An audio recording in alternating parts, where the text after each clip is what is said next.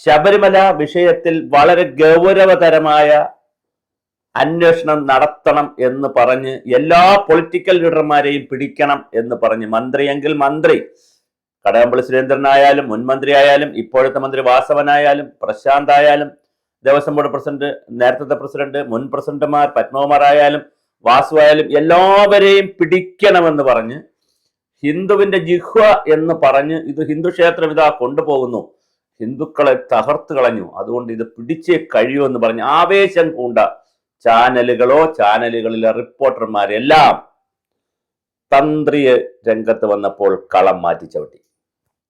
വളരെ രസകരമല്ലേ കേരളം? അപ്പൊ ഇപ്പൊ എന്താണ്, ഇടതുപക്ഷ ജനാധിപത്യ മുന്നണിയുടെ ആളുകൾ കടകംപള്ളി സുരേന്ദ്രനെയും ദേവസ്വം ബോർഡ് പ്രസിഡന്റുമാരെയും ഒക്കെ ന്യായീകരിക്കുന്നു. മന്ത്രിയിലേക്ക് എത്താതിരിക്കാനുള്ള ന്യായീകരണ ക്യാപ്സൂളുകൾ ഇറക്കുന്നു. ഇപ്പുറത്ത് തന്ത്രിയിലേക്ക് വന്നപ്പോൾ ഒരു വരേണ്യവർഗം തന്ത്രിയിൽ എത്താതിരിക്കാൻ വേണ്ടിയിട്ടുള്ള വലിയ പണി നടത്തുന്നു. അതിൽ രാഹുൽ ഈശ്വറുണ്ട്,